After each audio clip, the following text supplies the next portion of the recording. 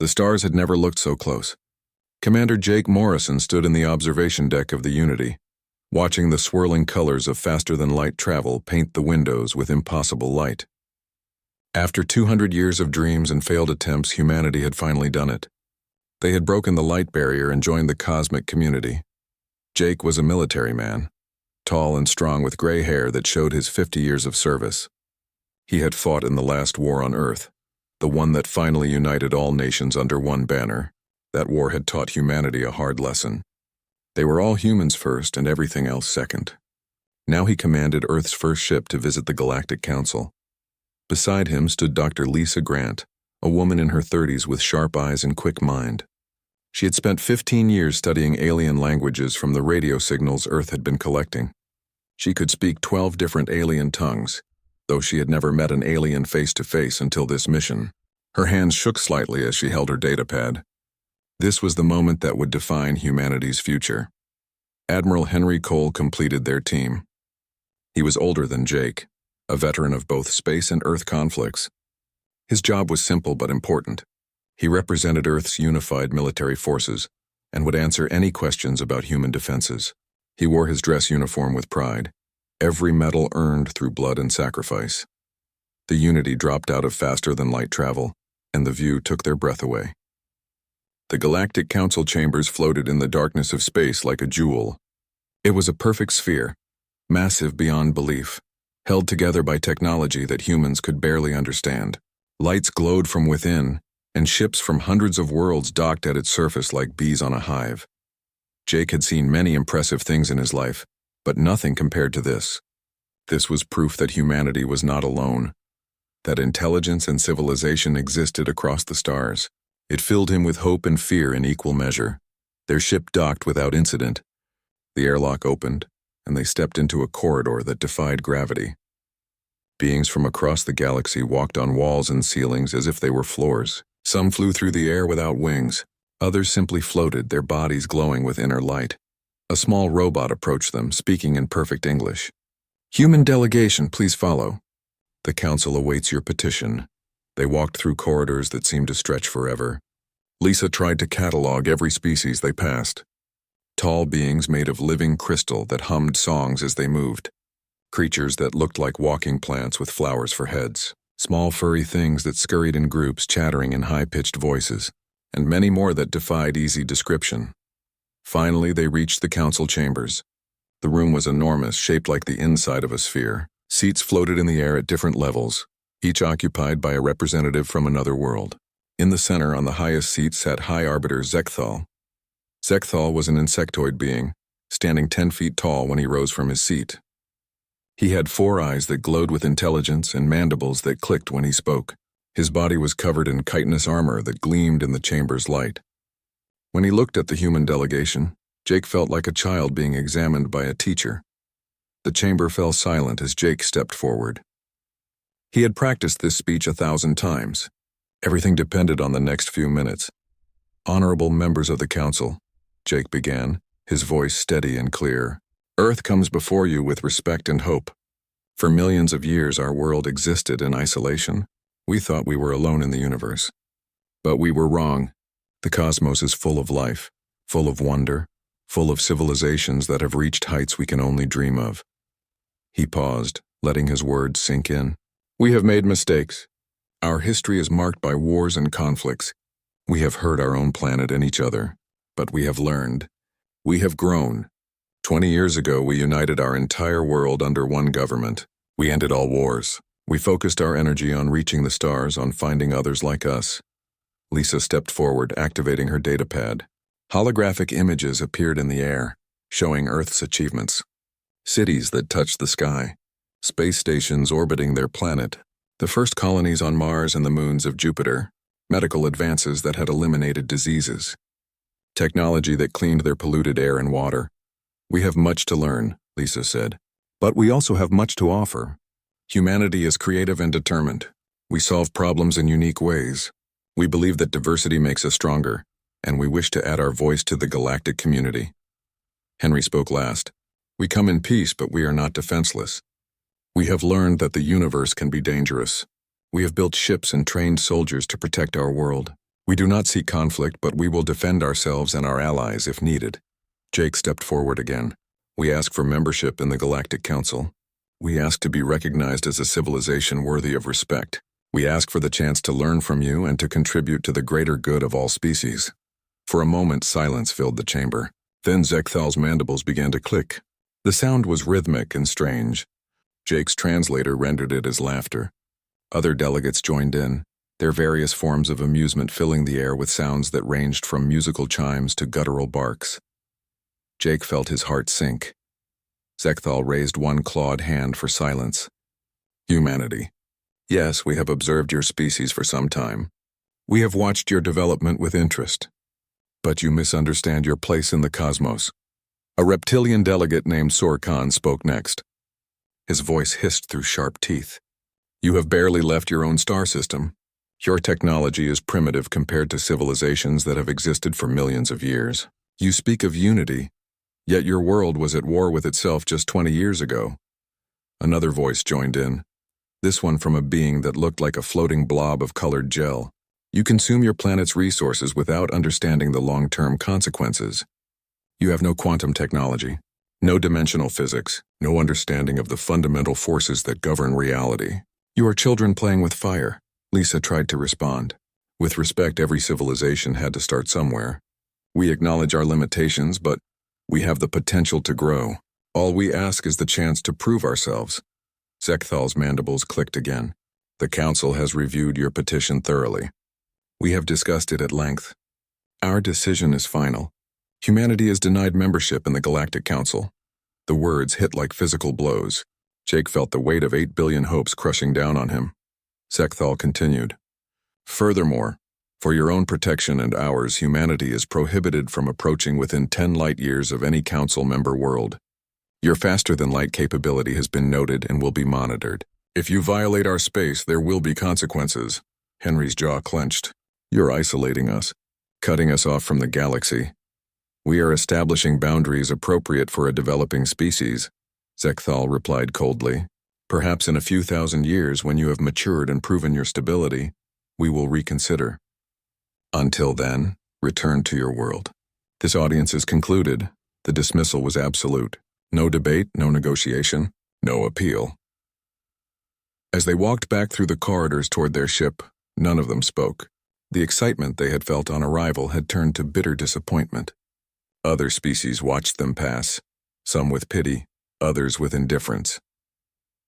Back on the Unity, Jake stood at the observation window as they prepared to depart.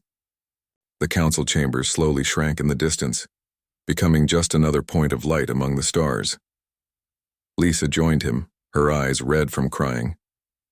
We failed. All of Earth was counting on us, and we failed. Jake shook his head slowly. No, they failed.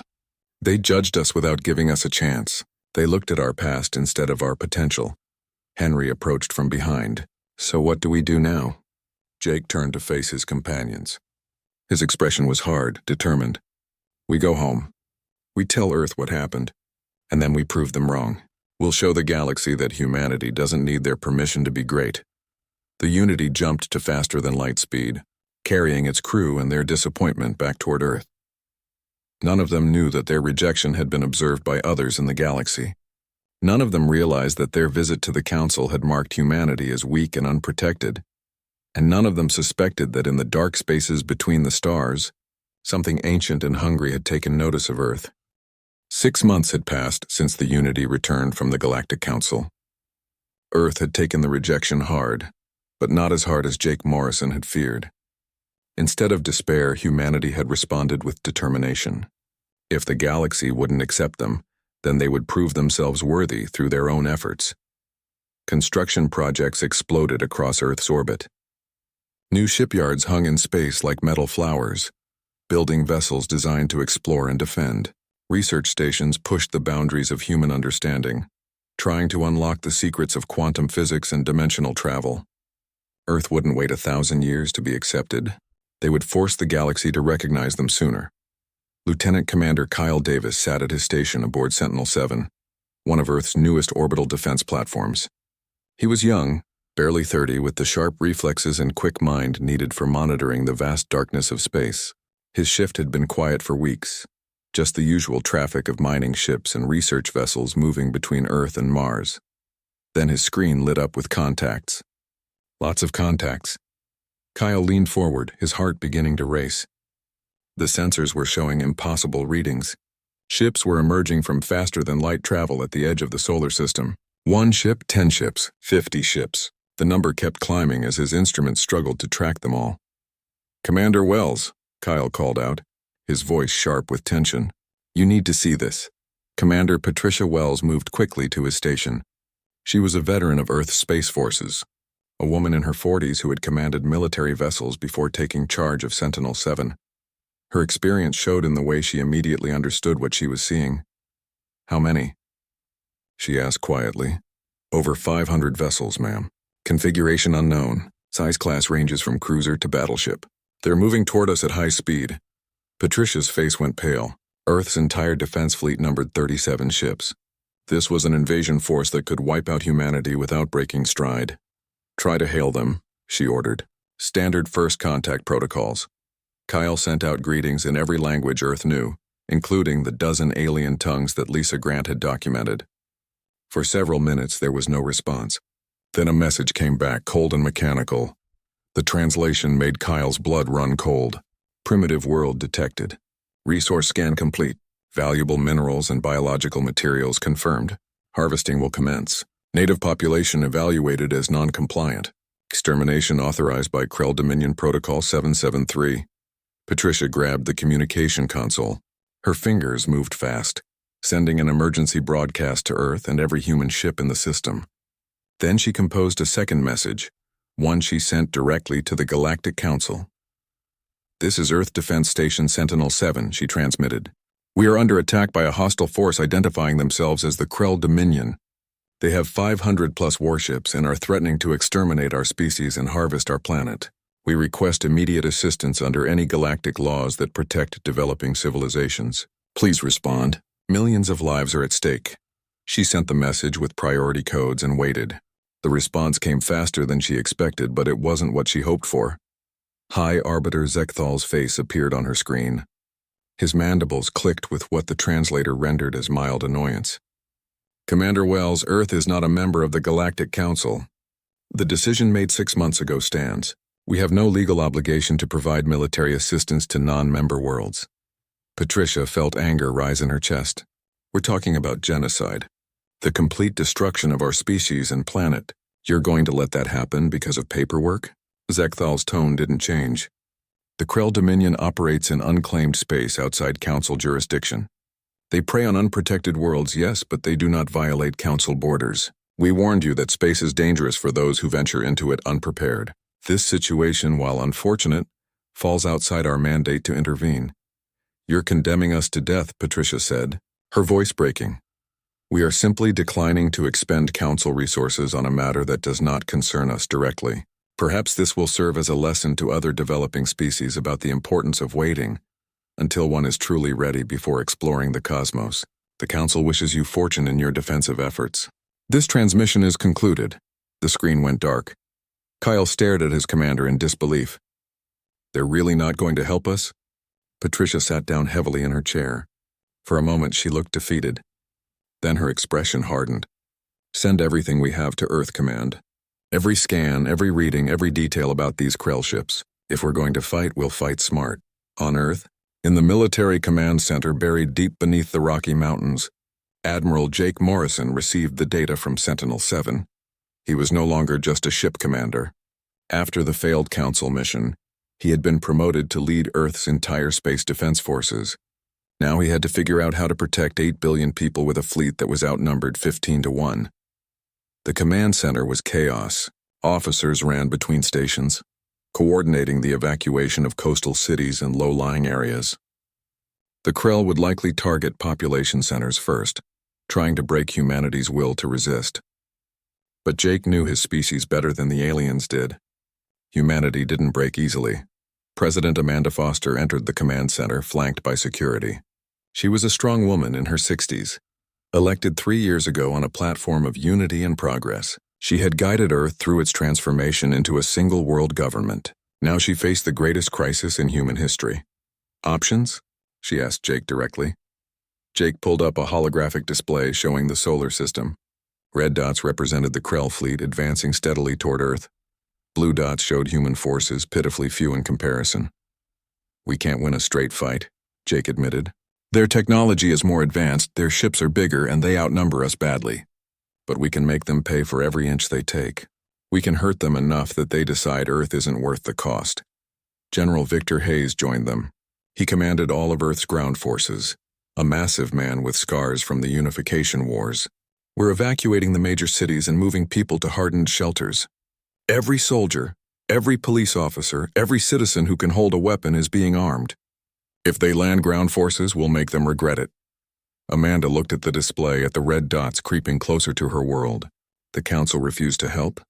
They laughed at our plea, Jake said bitterly. Just like they laughed at our request for membership. They think we're beneath their notice. Amanda's jaw tightened. Then we'll show them what humanity can do without their help. Give the evacuation order for all major coastal cities. Prepare our fleet for combat, and send a message to every human in the solar system. Tell them the truth. Tell them we're facing extinction, but we're not going down without a fight. Jake nodded and began issuing orders. Within an hour, Earth's defense fleet was moving into position. 37 warships, built with humanity's best technology and crewed by volunteers who knew they were probably flying to their deaths. Jake took command of the flagship Defiance, a heavy cruiser that represented the peak of human engineering. It wasn't much compared to the Krell vessels, but it was fast and it hit hard. Around him, his crew worked with quiet efficiency, checking weapons and shield systems. His communications officer looked up. Admiral, we're receiving hundreds of messages from Earth. People saying goodbye to loved ones on the ships. Families thanking us for defending them. Jake felt the weight of those messages. Every person on these ships had someone down on Earth who loved them. Every one of them might die in the next few hours. Open a fleet-wide channel, Jake ordered. When the channel was open, he spoke from his heart. This is Admiral Morrison to all human vessels. I know what the odds are. I know what our sensors are telling us about the enemy.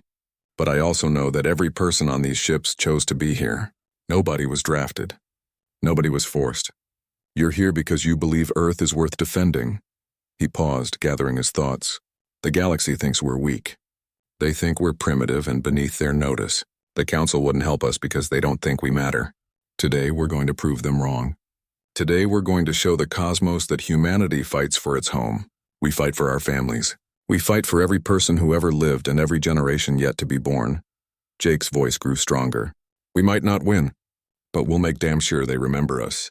We'll make them pay such a price that they'll wish they had never heard of Earth.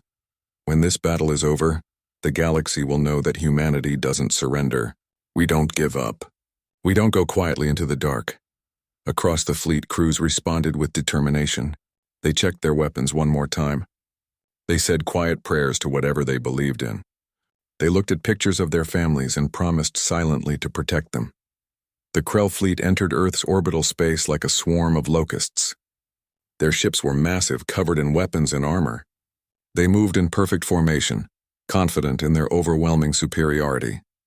They had done this hundreds of times before, crushing civilizations and harvesting worlds. Earth would be no different. But they were wrong. When the lead Krell, the battle raged in Earth's orbit with a violence that would have been unimaginable just a year ago. Human ships darted between the massive Krell vessels like wolves attacking bears, too small to face them head-on but too quick to be easily caught. Captain Julie Sanders commanded the destroyer Relentless, one of humanity's newer ships designed for speed and firepower. She had been a commercial pilot before joining the military, flying cargo between Earth and Mars. Now she was fighting for the survival of her species. Target their shield generators, Julie ordered her weapons officer. Those big ships need a lot of power to keep their shields up. If we can knock out enough generators, their own shields will collapse. Her crew worked fast, targeting the weak points they had identified in Krell technology. Missiles streaked through space and 3 of them hit their target. A Krell cruiser's shields flickered and died, leaving it vulnerable. All batteries fire, Julie commanded. The Relentless unleashed everything it had. Railgun rounds moving at incredible speeds punched through the Krell ship's armor. Nuclear-tipped missiles detonated against its hull. The cruiser listed to one side, venting atmosphere and debris. Target destroyed. her tactical officer reported. Julie allowed herself a brief smile. 1 down. 499 to go. But the Krell were learning. They had expected an easy victory against a primitive species.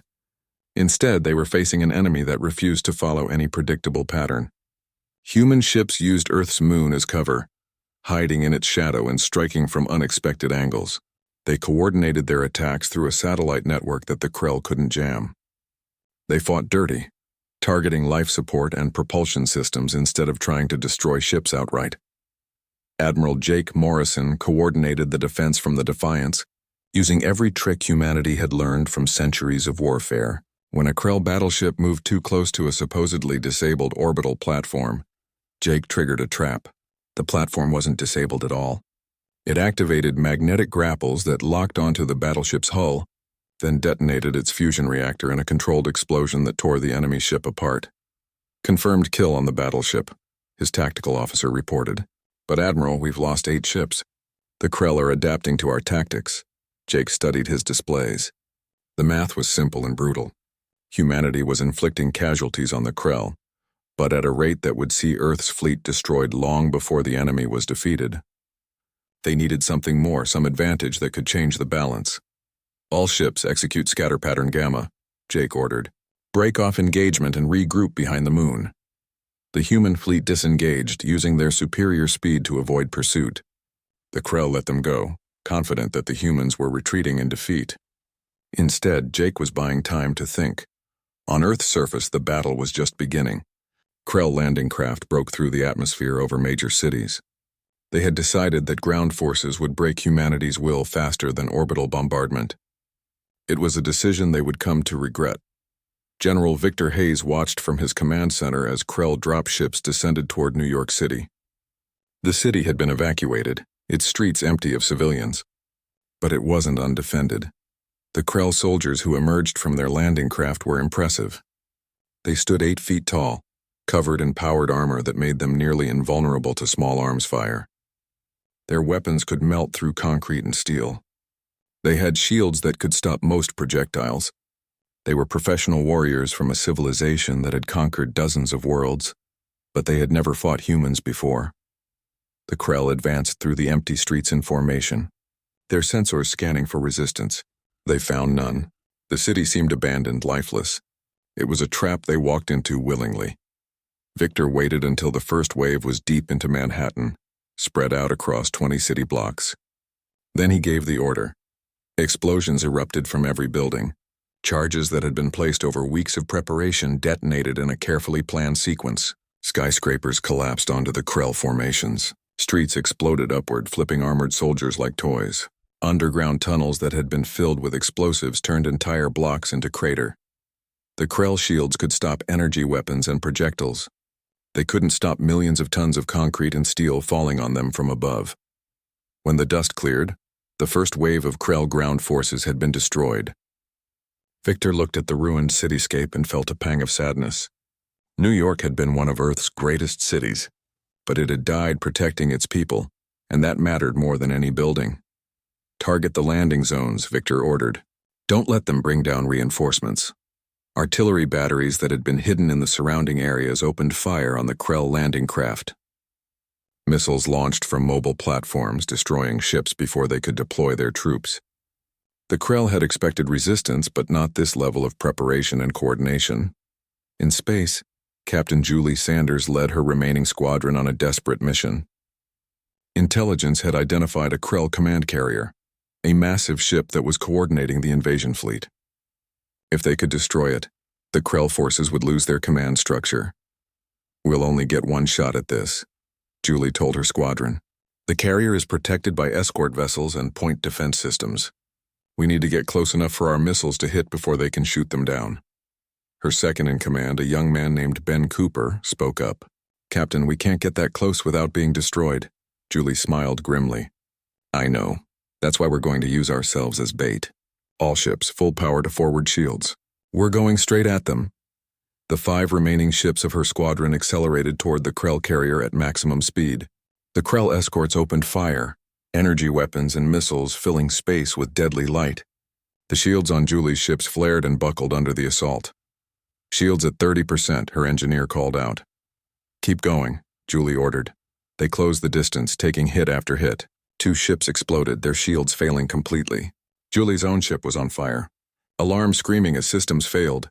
Weapons range, her tactical officer announced. Fire everything, Julie commanded. The 3 surviving ships launched every missile they had left. Dozens of weapons streaked toward the carrier, overwhelming its point defense systems. Explosions rippled across the massive ship's hull, tearing through its armor and into its vital systems. Direct hits, someone shouted. The carrier's main reactor is critical. Julie watched as the carrier began to break apart, torn from within by secondary explosions. All ships, emergency retreat. Get clear before it goes up. Her ship, the Relentless, limped away from the doomed carrier with the 2 other survivors. Behind them, the carrier exploded with a force that lit up Earth's orbit like a second sun. Admiral Jake Morrison saw the carrier's destruction from his position behind the moon. Captain Sanders, excellent work. Return to the fleet. But Julie's voice came back weak and strained. Admiral, the Relentless has taken critical damage.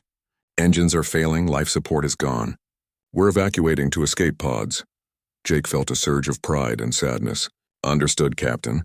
Your sacrifice will be remembered. The destruction of the command carrier had the effect Jake hoped for. The Krell fleet lost coordination, ships making independent decisions without central command. It was a weakness humanity could exploit. All ships return to battle, Jake ordered. Target the confused elements of their fleet. Hit them while they're disorganized. The human fleet struck like a hammer, focusing on isolated Krell vessels that had lost contact with their command structure. In the chaos, humanity won victories that should have been impossible. Ships working together brought down cruisers. Clever tactics defeated superior firepower. But the tide was still against them. For every Krell ship destroyed, humanity lost precious vessels they couldn't replace. The math remained brutal and unforgiving. On Earth, Dr. Lisa Grant worked frantically in the Global Communications Center. She had been trying to contact the Galactic Council again, hoping that witnessing the invasion might change their minds, but Zekthal refused even to acknowledge her messages. So Lisa tried something different. She began broadcasting on frequencies used by independent traders and fringe civilizations, groups that operated outside council control. Her message was simple but powerful. She transmitted footage of the battle, showing human ships fighting against impossible odds. She sent tactical data about the Krell, information that any enemy of the Dominion might find useful.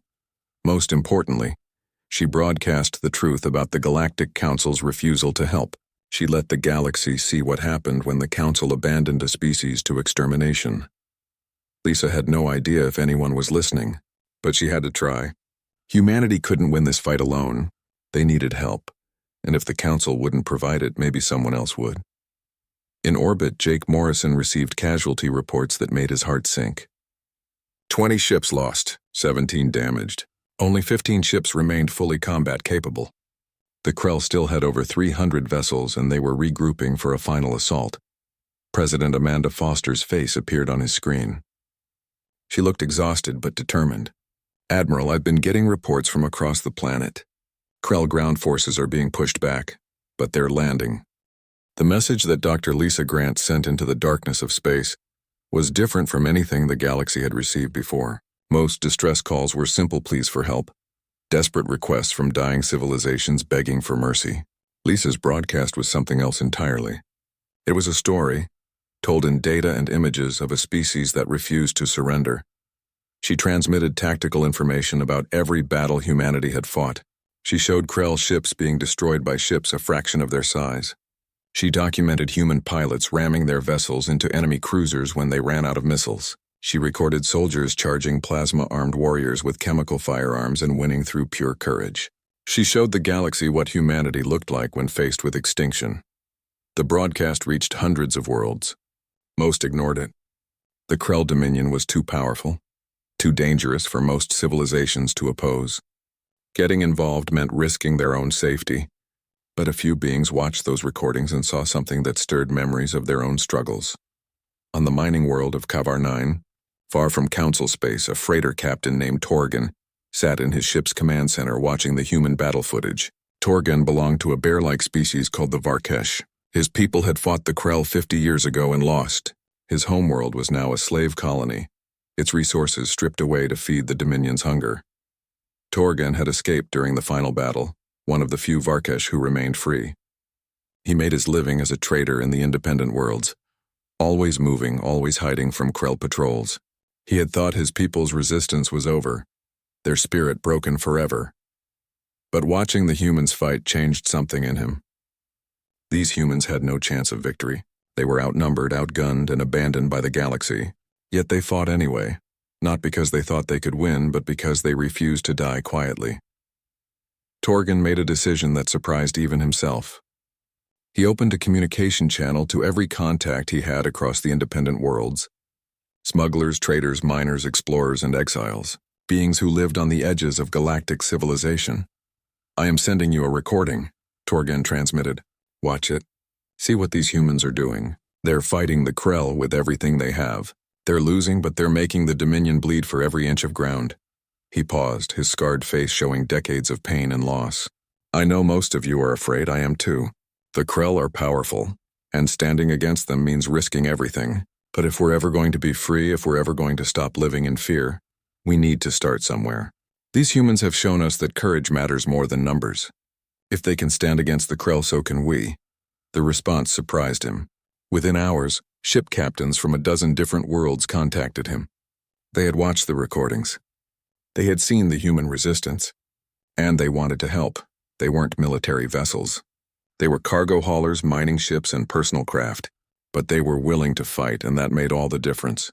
Torgan gathered what forces he could and set course for Earth. 23 ships. None of them designed for war. All of them crewed by beings who had decided that enough was enough. Meanwhile, at Earth, the situation was getting worse. Admiral Jake Morrison watched as his fleet dwindled to just 12 operational ships. The Krell were preparing their final assault, gathering their remaining forces for one overwhelming attack that would crush the last human resistance. In the command center, deep beneath the Rocky Mountains, President Amanda Foster received reports that made her heart break. Casualties were in the millions. Entire cities lay in ruins. The evacuation shelters were overcrowded, and supplies were running low. Earth was dying, and there was nothing she could do to stop it. General Victor Hayes stood beside a tactical display showing Krell ground forces advancing on multiple fronts. "They're learning from their mistakes. They're not walking into our traps anymore. Our soldiers are fighting hard, but they're exhausted. We need a miracle." Amanda nodded slowly. She had already drafted her surrender message, words she prayed she would never have to speak. But she would rather surrender and save some of humanity than see everyone die in a pointless last stand. Then Lieutenant Commander Kyle Davis, who had survived the destruction of Sentinel-7 and was now working in the command center, looked up from his station with wide eyes. "Ma'am, I'm reading new contacts emerging from FTL. Multiple ships approaching Earth space." Amanda felt hope and fear in equal measure. "The Krell bringing reinforcements?" Kyle studied his screen carefully. "No, ma'am. These ships are different configurations. Smaller vessels. They're broadcasting on open channels." He listened for a moment, then smiled. "Ma'am, they're here to help." In orbit, Jake Morrison received the same readings. His tactical officer played the incoming transmission. "Earth vessels, this is independent freighter Wandering Star, commanded by Captain Torgan of Kavar 9. We received your broadcasts. We saw your fight. We're here to stand with you. Sorry we're late to the battle." Jake stared at his screen in disbelief. The ships appearing on his sensors weren't much. They were old, mismatched, poorly armed compared to military vessels. But they were here, and that meant everything. "Wandering Star, this is Admiral Morrison commanding Earth Defense Forces. You have no idea how glad we are to see you. Welcome to Earth." Torgan's face appeared on the screen. He looked like a bear that had been through a war, with scars crossing his face and gray in his fur, but his eyes were bright with determination. "Admiral Morrison, we may not have military-grade weapons or advanced shields, but what we have is information. My people fought the Krell. We lost, but we learned their weaknesses. I can teach you how to hurt them where it matters." Over the next several hours, Torgan shared everything he knew about Krell technology and tactics. He showed the humans where to target their ships for maximum damage. He explained how Krell shield systems worked and how to overload them. He taught them the tactical patterns the Krell followed and how to predict their movements. The knowledge was like water to someone dying of thirst. Jake immediately shared it with his remaining fleet and the ground forces. Suddenly, humanity wasn't fighting blind anymore. They knew how their enemy thought and how to exploit their weaknesses. The next time the Krell attacked, they found Earth's forces ready for them. Human missiles hit shield generators with precise accuracy, collapsing defenses that had seemed impenetrable. Human ships maneuvered in patterns that forced Krell vessels into kill zones. On the ground, soldiers targeted the weak points in Krell armor, dropping warriors that had seemed invincible. Captain Julie Sanders, who had evacuated from the Relentless and been given command of a captured Krell cruiser that human engineers had managed to reactivate, led a strike force of mixed human and independent ships. Her new vessel, renamed the Payback, still had its Krell identification codes in its computer. Julie used those codes to get close to a Krell battleship, broadcasting false signals that made her ship look like a damaged Krell vessel requesting assistance. When the battleship moved to help, Julie opened fire at point-blank range, her weapons punching through shields that weren't raised because the enemy thought she was friendly. The battleship exploded, and Julie led her squadron away before the other Krell ships could respond. "That's for everyone we've lost," she said quietly. Ben Cooper, who served as her second-in-command on the Payback, grinned. "Captain, we just pulled off the oldest trick in the book. They fell for a false flag attack." Julie smiled. "Sometimes the old tricks are the best tricks." Across Earth's orbital space, the battle began to turn. The Krell still had superior numbers, but they were losing ships at an increasing rate. More importantly, they were losing confidence. This was supposed to be an easy harvest. Instead, they were fighting the bloodiest campaign in Krell history. On the ground, General Victor Hayes used the intelligence about Krell tactics to set up perfect ambushes. When Krell forces advanced toward Los Angeles using their standard formation, they walked into a trap that destroyed an entire regiment. When Krell landing craft tried to reinforce their troops in Asia, they found their landing zones targeted by artillery that knew exactly where they would be. President Amanda Foster addressed the population of Earth with tears streaming down her face. But they were tears of hope now, not despair. "People of Earth, we are not alone. Beings from across the galaxy have heard our stand and chosen to fight beside us. We're still facing terrible odds, but we're facing them together. Keep fighting. Keep hoping. We will survive this."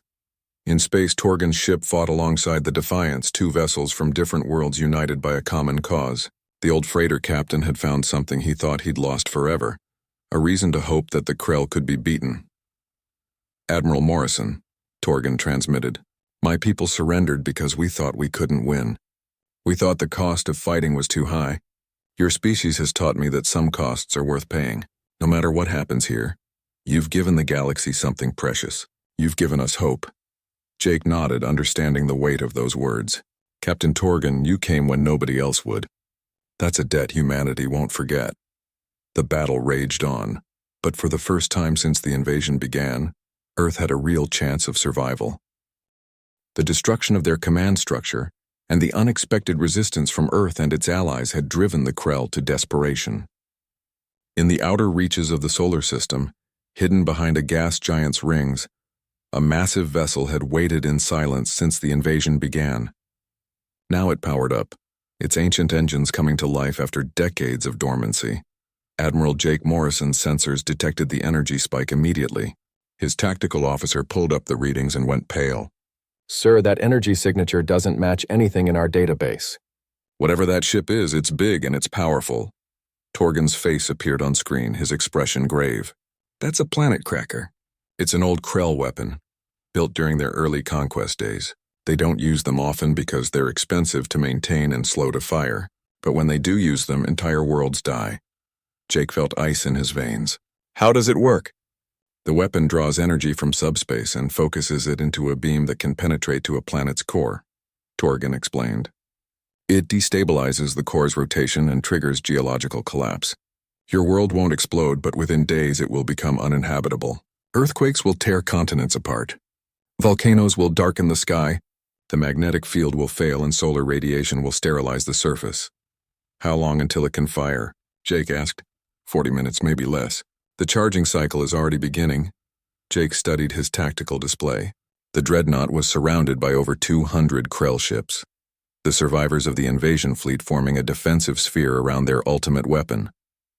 His forces numbered 15 human ships and 23 Allied vessels.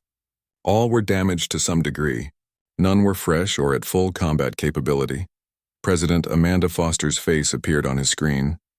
"Admiral, we're detecting massive seismic activity worldwide. They're already affecting our planet's geology with preliminary energy pulses. If that weapon fires, Earth is finished." Jake looked at his crew, seeing the same calculation in their eyes. There was only one way to stop the planet cracker, and it would cost everything. "I need to address the fleet," Jake said quietly. When the channel opened, every captain in the human and Allied fleet listened. Jake chose his words carefully. "This is Admiral Morrison. You've all seen the readings. That dreadnought has a weapon that will destroy Earth, and they'll fire it in less than 40 minutes. The only way to stop them is to destroy that ship before it can fire." He paused, letting the weight of his next words settle. "We don't have the firepower to break through their defensive sphere. Even if we commit everything, we won't reach the dreadnought in time through conventional means. But we do have one option. We can use our FTL drives to jump directly into the middle of their formation." The implication was clear. Colonel Ryan Foster, who had survived multiple impossible missions and now commanded the defense platform Bastion, spoke up. "Admiral, jumping that close to a gravity well and that close to so many other ships, the calculations would be almost impossible. And even if we make the jump successfully, we'd be surrounded with no way to escape." "I know," Jake replied. "That's why this is a volunteer mission only. Any captain who doesn't want to participate can stay here and protect Earth's orbital space.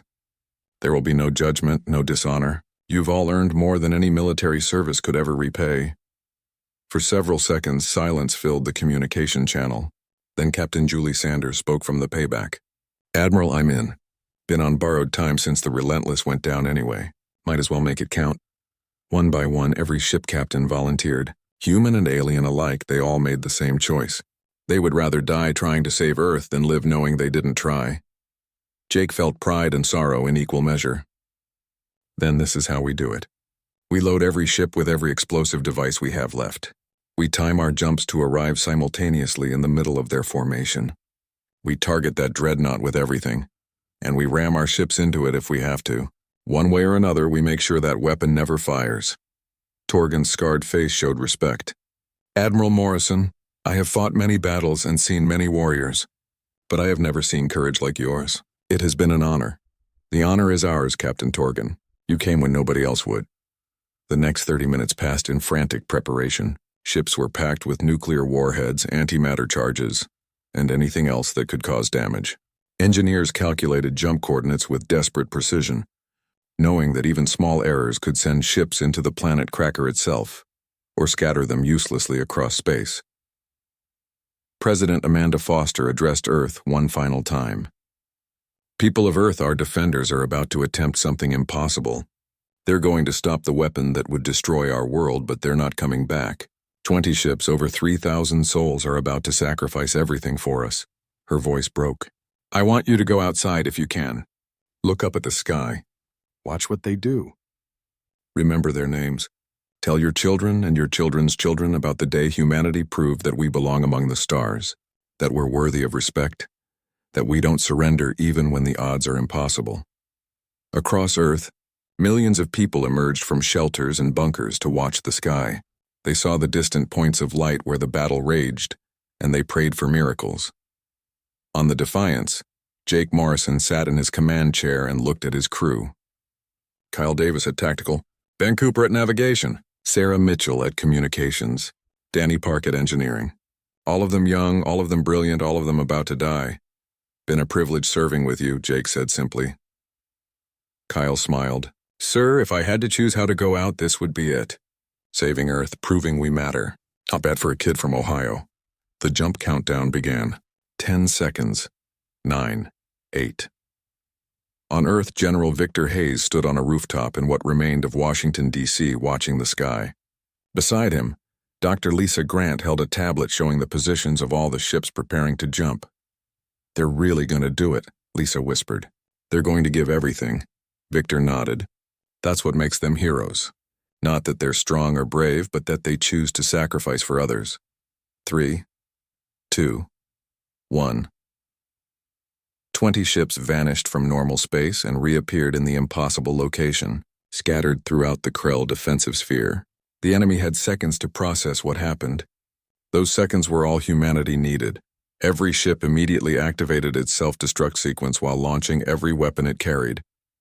The Krell point defense systems came online, destroying most of the incoming missiles, but they couldn't stop the ships themselves, transformed into massive kinetic weapons traveling at relativistic speeds.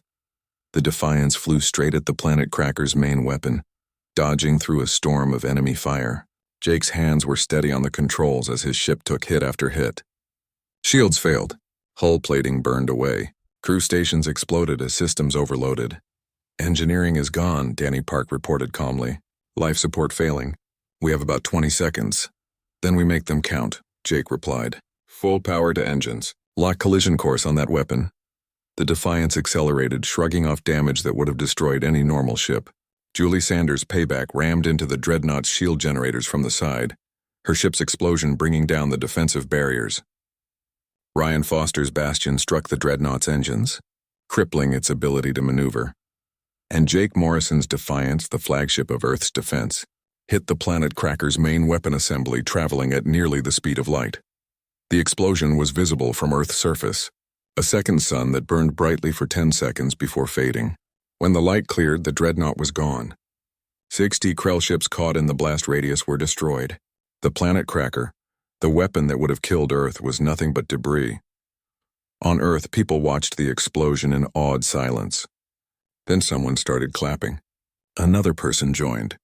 Within seconds, millions of voices were raised in tribute to those who had sacrificed everything. The remaining Krell fleet, now reduced to barely 100 ships and without their ultimate weapon, made a choice. They activated their FTL drives and fled, unwilling to continue a campaign that had cost them more than the harvest was worth. Earth had survived. The cost was terrible, measured in millions of dead and heroes who would never come home. But humanity had proven something that would echo across the galaxy. They had shown that courage mattered more than technology, that will mattered more than numbers, and that a species willing to sacrifice everything for survival was a species that deserved respect. In the command center, President Amanda Foster received confirmation that the Krell were retreating. She sat down heavily, tears streaming down her face. They had won, but the victory felt hollow without all those who had fallen to achieve it.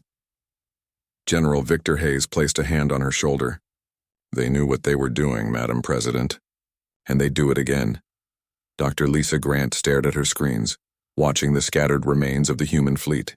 "The galaxy needs to know what happened here. They need to know what Earth paid for survival." She was right.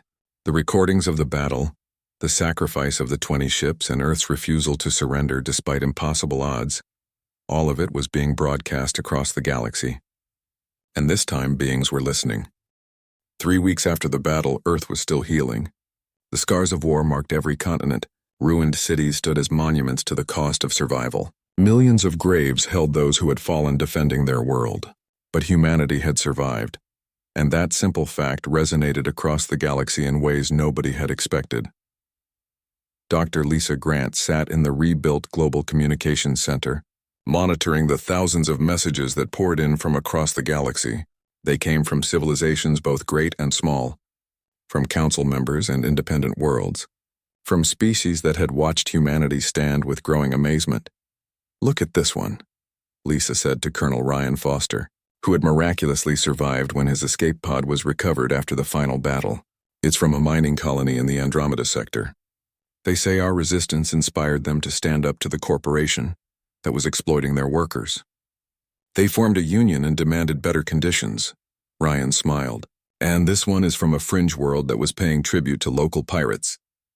They watched our recordings and decided to fight back. They won.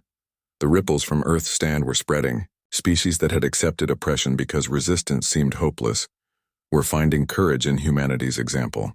Worlds that had lived in fear of the Krell were realizing that the Dominion could bleed, could be hurt, could be defeated. But the most significant response came from the Galactic Council itself. President Amanda Foster stood in the ruins of what had been the White House, looking up at the evening sky. She had aged visibly during the war, her hair now fully gray, lines of stress marking her face. She carried the weight of millions of deaths, and that burden would never leave her. A communications officer approached with a tablet. "Madam President, we're receiving a transmission from the Galactic Council. High Arbiter Zekthal is requesting to speak with you." Amanda felt anger rise in her chest. The Council had abandoned Earth when they needed help most. Now they wanted to talk. She was tempted to refuse to tell them exactly where they could put their communication, but she was also a leader who understood that personal feelings had to be set aside for the good of her people. "Put him through," she said. Zekthal's face appeared on the screen. For the first time since Amanda had met him, the insectoid arbiter's mandibles were still. No clicking sounds of amusement or condescension. His four eyes looked directly at her with what the translator rendered as respect. "President Foster," Zekthal began, "the Galactic Council has completed its review of the recent conflict involving Earth and the Krell Dominion. We have watched the recordings of your battles. We have studied the tactical data. We have witnessed what your species accomplished." He paused, and Amanda waited, her expression cold. "The Council was wrong." Zekthal continued. "We judged your species based on incomplete information and our own prejudices. We believe that technological advancement was the only measure of a civilization's worth. We failed to recognize that strength comes in many forms, and that courage and determination are worth more than any weapon." Amanda's voice was hard when she spoke. "Your recognition comes too late for the millions who died, Arbiter. Earth called for help and you refused. You condemned us to fight alone against an enemy that should have been your responsibility to stop." "You are correct," Zekthal replied, and his admission shocked Amanda. "The Krell Dominion operates on the edges of Council space precisely because we have allowed them to. We found it easier to ignore their crimes against non-member worlds than to expend resources stopping them. Your suffering is partially our fault, and we carry that shame." He straightened in his seat. "The Galactic Council offers Earth full membership, with all rights and protections that entails. We also offer our assistance in rebuilding your world. Our engineers, our medical technology, our resources, all of it is available to help repair the damage that should never have occurred." Amanda shook her head slowly. "You abandoned us when we needed you. People I loved died because you wouldn't help. Cities were destroyed because you decided we weren't worth protecting. And now you want to welcome us into your council?" "We understand your anger," Zekthal said. "We do not expect forgiveness. But we hope you will accept our offer despite the failures of the past. The galaxy needs what Earth has shown. The galaxy needs species that fight for what they believe in, that refuse to surrender in the face of overwhelming odds." Amanda looked at the ruined city around her. She thought about Jake Morrison and the 3,000 heroes who had died destroying the planet Cracker. She thought about Julie Sanders ramming her ship into enemy vessels. She thought about every soldier who had fought in the streets, every civilian who had helped in shelters, every person who had contributed to Earth's survival. "I need to consult with the people of Earth," Amanda said. "This isn't my decision alone. But I'll tell you something, Arbiter. If Earth joins your council, we won't be silent members who follow your lead. We'll push for changes. We'll demand that the council protect all developing civilizations, not just member worlds. We'll make sure no other species is abandoned like we were." Zekthal's mandibles moved in what the translator called a gesture of acceptance. "That is exactly what the council needs. Your voice challenging our comfortable assumptions. We await your decision." The transmission ended, and Amanda stood in silence for several minutes. General Victor Hayes joined her, having listened to the conversation from nearby. "What are you thinking?" Victor asked. "I'm thinking that we have a choice," Amanda replied. "We can hold on to our anger and isolation, or we can use what we've learned to change the galaxy for the better. Jake and the others didn't die just to save Earth. They died to prove that Earth mattered, that humanity had something valuable to offer the cosmos." Victor nodded. "So we join the council?" "We join, but on our terms. And we make sure their failure to help us never happens to another species." Over the next month, Earth held a global referendum. The question was simple. Should humanity join the Galactic Council, accepting their offer of membership and assistance? The debate was fierce, with many arguing that the Council couldn't be trusted after their betrayal.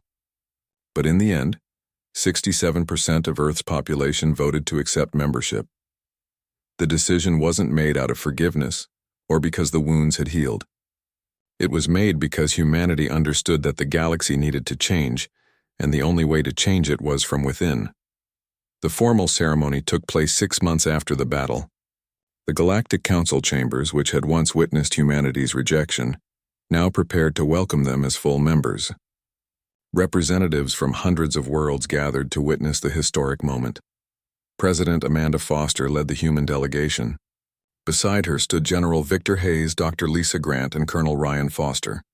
Also present were relatives of those who had fallen, including Ben Cooper's mother and Kyle Davis's sister. They represented the price Earth had paid for this moment. High Arbiter Zekthal addressed the assembly. Today the Galactic Council corrects a great wrong. We offer membership to humanity, not as a favor but in recognition of what they have earned through courage and sacrifice. Let it be recorded that Earth was denied membership based on false assumptions, and that this denial led to tragedy that will shame our council for generations. He turned to Amanda. President Foster, on behalf of the Galactic Council, I formally invite humanity to join us as full members with all rights and privileges. Do you accept? Amanda stepped forward, her voice carrying across the vast chamber. Humanity accepts membership in the Galactic Council. But we accept with conditions. We demand that the Council establish protections for all developing civilizations, not just members. We demand action against groups like the Krell Dominion that prey on the weak. We demand that the Council remember what happened to Earth and ensure it never happens again.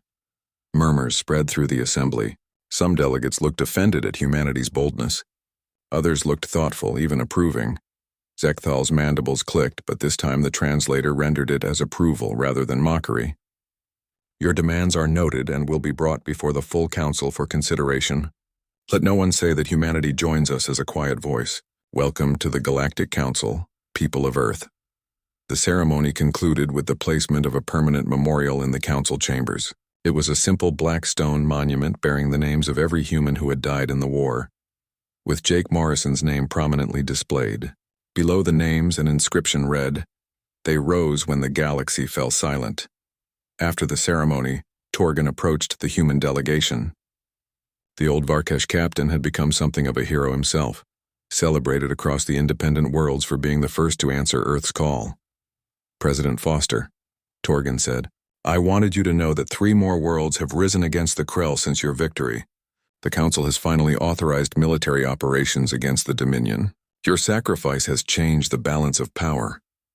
Amanda clasped his massive paw in a human handshake. Thank you for coming when no one else would, Torgan. Earth will never forget that. And the galaxy will never forget what Earth did, Torgan replied. You showed us all that courage matters more than technology, that spirit matters more than numbers. That's a lesson the cosmos needed. On Earth, in what had once been new,